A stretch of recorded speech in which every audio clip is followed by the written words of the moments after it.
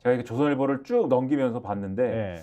이거 울면서 기사를 쓴 것 같다. 그러니까 쓰고 싶지는 않지만 써야만 하지 않습니까? 이런 그렇죠. 결과를 안쓸 수가 받아놓고 없지.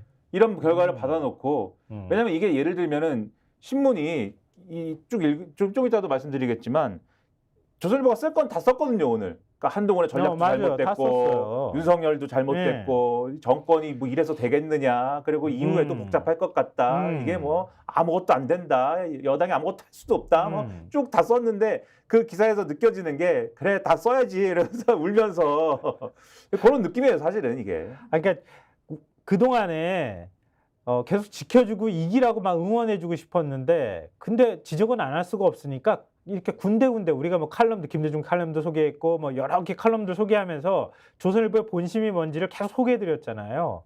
근데 조선일보는 한다고 한 거야. 그렇죠. 최선을 다해서 한다고 했는데 그동안에 못했던 말들을 한꺼번에 다 쏟아냈어 오늘 지면에다가. 그렇죠.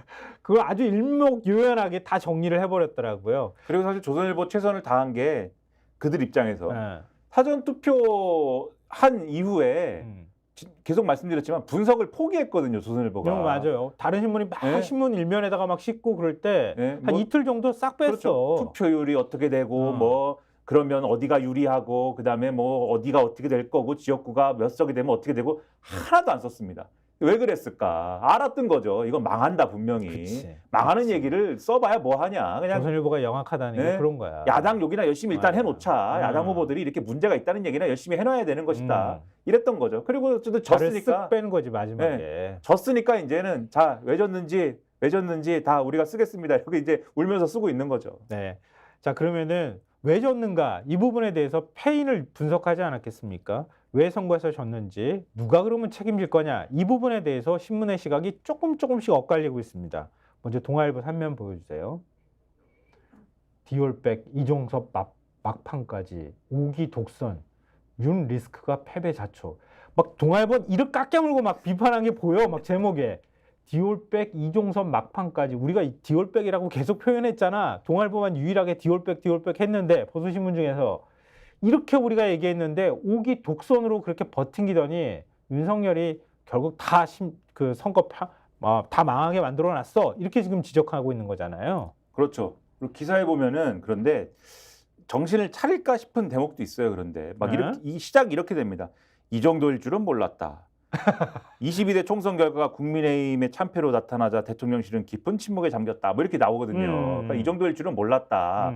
왜 모릅니까? 이 정도일 줄 알아야지. 아니 동아일보는 그래도 그나마 뼈 아픈 얘기들을 많이 하긴 했어요. 아니 물론이죠. 근데 이 정도일 줄은 몰랐다라는 게 이제 코멘트인데 그게 뭐냐면 대통령실의 반응인 거잖아요.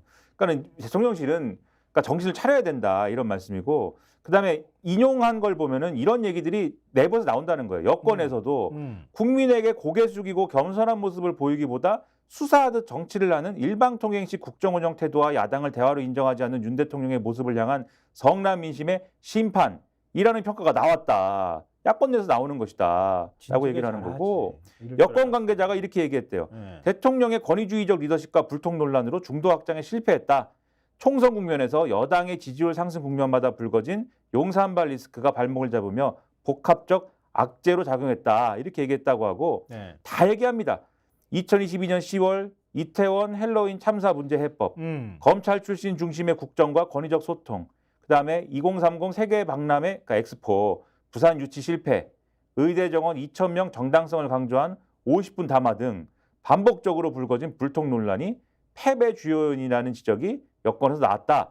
지난해 3.8 전당대회에서도 친윤그룹이 사실상 완력으로 나경원, 안철수 후보를 밀어내는 등 중도 확장과 거리가 생겼다는 지적도 나왔고 이념이 제일 중요하다며 보수층 결집을 위해 반대 세력을 반국가 세력, 공산 전체주의로 비판했고 민생보다 이념이 더 부각된 거. 그리고 지난해 10월 강서구청장 보궐선거 패배 이후에 경고장을 받아들었는데 윤 대통령이 국민이 더 늘 옳다고 했지만 민심을 되돌리지 못한 거 등등등등 이런 게 다 문제였다. 심지어 디올백 얘기도 해요.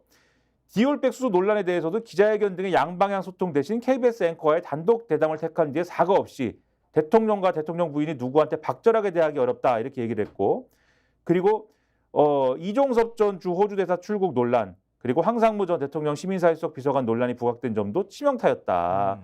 국민의힘 관계자가 이렇게 얘기했답니다. 네. 문제가 발생하면 윤 대통령이 원칙을 강조하거나 버티고 여론이 더욱 악화되면 그때서야 대통령실이 수습하는 구조다. 그리고 여당에서는 용산 리스크라는 말까지 나오면서 효과적인 총선 캠페인 이끌지 못했다는 자성이 나왔다. 네. 현역 의원 대거 물갈이가 예상될 것과는 달리 뚜껑을 열어보니 친윤 등 기득권 불패 흐름이 뚜렷해 현역 교체율이 30% 초반에 그친 조용한 공천도 패인으로 지적된다.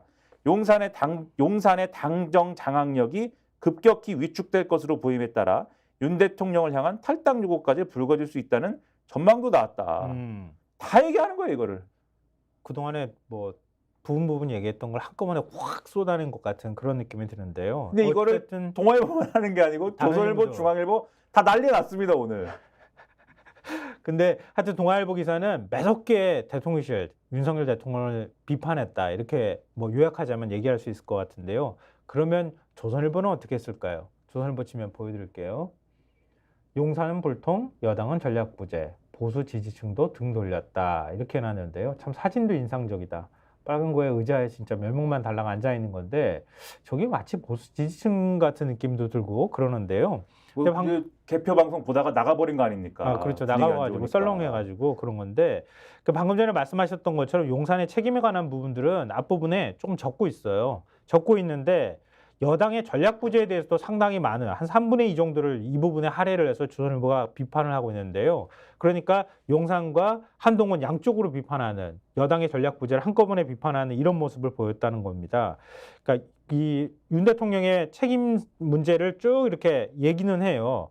얘기는 하면서 정권 심판론이 작동했던 선거였다. 우리 대통령실이 거기에 제대로 대응하지 못했다. 여당 내 위기감이 팽배했지만 별다른 호재 없이 계속 선거를 치렀다. 이 부분을 지적하면서 이렇게 얘기합니다. 그리고 집권 여당으로서 야당 심판론과 운동권 심판론을 전면에 내세운 것이 전략적 실패라는 분석도 있다. 이렇게 얘기를 하면서 작년 말 한동훈 비대위원장이 등판할 때부터 상당수 의원은 야당과 말싸움하며 존재감을 키운 한 위원장의 캐릭터상 중도 외연 확장이 어려울 것이라고 우려했다. 실제 지난 1월 윤한 갈등 이후 한 위원장은 윤 대통령과 적극적인 차별화에 나서지 못했다는 평가다. 현역 의원들을 대거 그대로 공천하면서 인물 구도에서 경쟁력을 확보하지 못했다는 지적도 나온다. 그렇게 얘기를 하고 있고요. 대신에 국민의힘은 지지층을 최대한 결집하는 방향으로 전략을 선회했는데 2조 심판을 앞세워 야당을 범죄자, 쓰레기로 공격하는 한 위원장 발언 수위는 높아졌다. 야권 관계자는 이재명 조국의 사법 리스크를 모르는 국민은 없다. 그럼에도 윤석열 정권에 대한 불만이 더 크다는 것이 여론이었지만 집권 여당으로서 비전 제시나 정책 프리미엄을 내놓지 않은 것은 중대 패인이라고 분석했다. 스픽스는 말하는 언론입니다. 대세는 유튜브, 그중에서 스픽스. 좋아요, 댓글, 구독, 알림 설정.